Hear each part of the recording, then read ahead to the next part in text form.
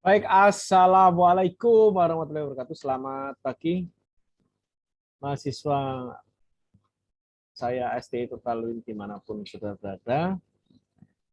Pagi ini kita membahas tentang tabel silang. Meskipun nanti di mata kuliah statistik akan dikembangkan lagi menjadi G-square dan ada perhitungan dengan menggunakan program, tapi karena saudara masih semester awal, kita mencoba menghitung menggunakan perhitungan manual begitu ya. Kita coba share screen.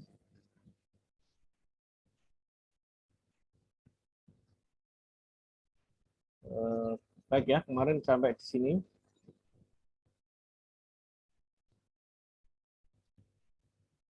Terkadang data yang ada kalau dalam penyajian biasa saja. Kemarin kan sampai persentase. Nah, ini kita kembangkan lagi di tabulasi silang. Jadi lebih apa ya, lebih spesifik gitu ya.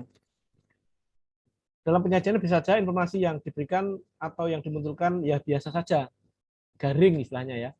Misalkan laki-laki di kelas ada 65 dan perempuan ada 35 atau sebaliknya. Tetapi kalau digabung dengan data yang lainnya, misalkan asal daerah, latar belakang pendidikan, gaji, itu akan menjadi lebih menarik. Pada perkembangan pada menggabungkan dua data untuk disilangkan itu dinamakan tabulasi silang. Kenapa ini saya ajarkan? Karena skripsi kita atau karya ilmiah kita, terutama dari mahasiswa, itu masih belum menyajikan seperti ini. Jadi yang kita inginkan lebih apa ya, deskriptifnya lebih bunyi begitu ya, lebih tajam analisisnya. Nah, misalnya bentuk umum tabulasi silang seperti ini ya. Ada kolom, ada baris, dan ada total biasanya. Dua faktor pengelolaan bebas, dua faktor pengelolaannya tidak bebas. Jadi ada yang bebas, ada yang tidak bebas. Oke, berikutnya seperti ini misalkan topik penelitian dikerjakan berdasarkan metode tentang keperilakuan, akuntansi keuangan dan kebijakan. Ini seperti ini ada yang kualitatif ada 4 mahasiswa, ada 9 mahasiswa, ada 6 mahasiswa dan 10 mahasiswa, totalnya 29. Kalau dari kualitatif ini 100%-nya di 29, berarti 14%, 31%, 21%, dan 34%. Kuantitatif ada sekian, tapi yang perilaku ke bawah ini kan belum ada. Ini nggak lengkap ini. Terus misalkan ini kepelakuan akuntansi dengan eksperimen ini kan data tabulasi silang ini, tapi ini tabulasi silang tapi belum ada persennya. Lah kita tabulasi silang dan ada prosentasenya. Lah prosentase ini itu sebaiknya memang penuh dulu atau dapat semua dulu dari persentase tabulasi silang dari baris, dari kolom dan dari total gitu. Jadi menjadi apa ya? Menjadi lebih apa bahasanya? Lebih menggigit kan gitu ya. Terus saya punya data ini dari hasil contoh ya, contoh dari saya peroleh dari contoh. Ada 114 data. Ini datanya. Ada laki-laki, umurnya 24, pendidikannya SMP, lama bekerja 5 tahun di departemen operasional, kelompok umurnya 20. Ya, ini data perlakuannya ini. Terus ini juga perlakuan, data aslinya ini. Terus nah ini data ada 5 identitas, jenis kelamin, umur, pendidikan, lama kerja dan departemen. Terus berikutnya ada yang perlakuan kita karena umur kalau di cross tab banyak sekali, umur kan bisa 20, 21, 22, 23 lah, itu dikelompokkan umur sekian sampai sekian, umur 21 sampai 30, misalkan 31 sampai 40, udah di atas 40, misalnya seperti itu. Lama bekerja juga kalau di cross tab kan terlalu banyak. Lama bekerja kan 1, 2, 3, 4, sampai seterusnya. Lalu dikelompokkan sekian sampai sekian, berapa, sekian sampai sekian, berapa. Ada dua data yang perlu diformulasikan, yaitu data umur dan lama bekerja. Nanti kita akan pelajari lebih lanjut di mata kuliah statistik. Ini namanya data nominal, data ordinal, interval, dan data rasio. Jadi seperti apa nanti perlakuannya itu nanti dibahas lebih lanjut di statistik. Tapi yang kita inginkan di sini adalah cross tabulasinya. Nah, misalkan seperti ini. Kemarin sudah tahu ya, laki-laki ada 65, perempuan ada 49, datanya 114, 57 ini dapat dari mana? Yaitu 65 bagi 114 kali 100. 43 dapat dari mana? 49 kali bagi 111 kali 100. Dan seterusnya. Nah, ini 63 53 38 ini sudah paham. Sudah paham? Sudah paham. Nah, ini sudah ini kurang menggigit ya, kurang menggigit. Misalkan dibuat ini di contoh skripsinya juga hanya sampai sini ya, tidak ada cross tabulasinya. Kita coba minta antara jenis kelamin dengan pendidikan misalkan. Nah, kan kemarin cuma sebelumnya datanya ini toh, jenis kelamin, pendidikan, nah kan terpisah. Nah ini di cross tabulasikan. Caranya ya ini sekali lagi bisa dihitung pakai program SPSS, tapi kita pengen saudara filosofinya paham dulu ya gitu. Ini ada 114 data laki-laki SMP. Nah, kita bikin seperti ini dulu ya. Bikin tabel seperti ini, jenis kelamin, laki-laki perempuan, pendidikan SMP, SMA, D3, S1 dan jumlah ini sebenarnya harusnya jumlah di sini, mohon maaf. Ini berarti kalau laki-laki berpendidikan SMP, rank 1. Perempuan SMA. Perempuan SMA. Perempuan SMA lagi. Nah, ini 2 tadi kan ini. Terus perempuan D3 seperti saudara kita yang kelas D3. Perempuan D3. Aduh, banyak sekali. Ini kan kita harus hitung 114 ya. Sebenarnya saya hitung nih.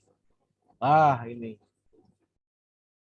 Jadi seperti itu. Jadi sampai 114 nanti. 113-nya ini, 114-nya ini. Nah, ini ya ini.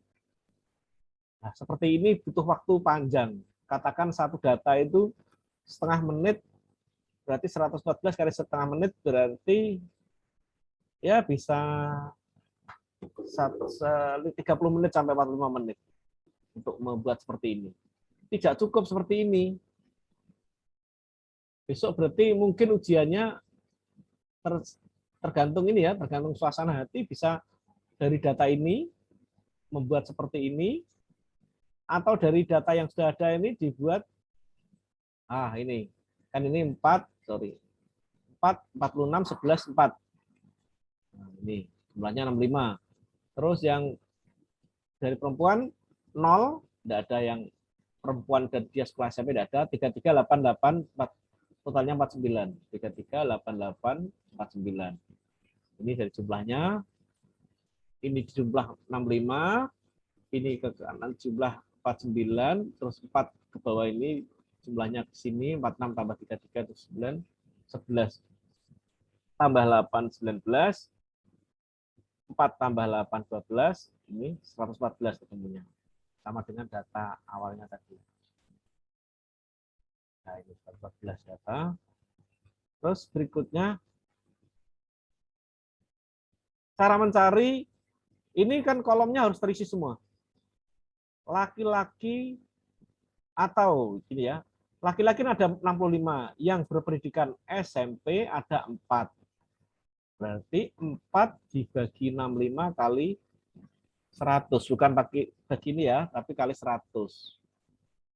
Yang ini juga 46, laki-laki yang berpendidikan SMA ada 46, berarti 46 bagi 65 ini kali 100 ya, seperti ini. Ada 6,15. Oke lah untuk cross step ini biar tidak terlalu banyak dibulatkan menjadi 1 desimal boleh. 6,15 kita bulatkan. 5 kan kita sepakati dulu boleh naik berarti 6,2. 7,7 berarti ini bisa naik berarti 70,8. Terus berikutnya ini ya. Jadi seperti ini sudah kita bantu. Terus berikutnya SMP, tapi dia laki-laki. Ternyata ada 4 orang tuh dia. Nah, berarti dapat dari mana ini? Kan jumlah yang pendidikan SMP 4 orang. Dan semuanya laki-laki, berarti 4 dibagi 4 kali 100%. Oh, kalau ini agak bingung, oke lah kita bantu sebelahnya. Misalkan ini ya, 46, kebetulan yang pendidikan SMA itu ada 79. Dan dia laki-laki ada 46, berarti 646. Ini ya, within pendidikan berarti 46 dibagi 79 kali 100%. Nah, ini 58,23 atau berarti 58,2. Kemudian setap lagi. Nah, oke, yang ini kan belum ini. Yang dari total. Berarti lelaki dan berpendidikan SMP dari total itu ada berapa persen? Berarti 4 dibagi 114 kali 100%. Nah, ini. Ada 3,51. Atau dibuat 3,5 boleh. Ya, kita lihat. Oke, coba yang belum berarti ada berapa kolom nih? 1, 2, 3, 4, 5, 6, 7, 8, 9, 10, 11, 12, 13, 14, 15, 16, 17 kolom ini. Ada 17 kolom yang belum dikerjakan, silahkan dilengkapi. Sebenarnya mau tak buat satu nama mengerjakan 3 kolom atau berapa begitu ya. Tapi ini dikerjakan semua, silahkan mekanisme kerjasama seperti apa, saya serahkan ke mahasiswa. Ikut ini ya yang harus dikerjakan ya. Ini yang harus dikerjakan. Nah ini titik-titik ini yang harus dikerjakan mandiri boleh, bekerja sama juga boleh, atau begini, ini ada misalkan kelas ini ada, atau Anda bikin kelompok kecil, misalkan satu kelompok kecil 4 orang lah, satu orang mengerjakan dua, ini kan bisa selesai lebih cepat, atau mau dikerjakan sendiri juga boleh, kan ada yang berjauhan tempatnya ya. Begitu karena yang angka indeks dan angka indeks ya, yang angka indeks nanti kita coba buat video tersendiri. Kurang dan lebihnya mohon maaf. Tetap semangat, tetap fokus, sukses untuk kita semua. Wassalamualaikum warahmatullahi wabarakatuh. Ingat ini yang kerjakan ya. Yang saya tandai merah yang dikerjakan. Saya tandai merah ya. Depan nanti angka indeks dan tentang skala. Oke, silakan dikerjakan.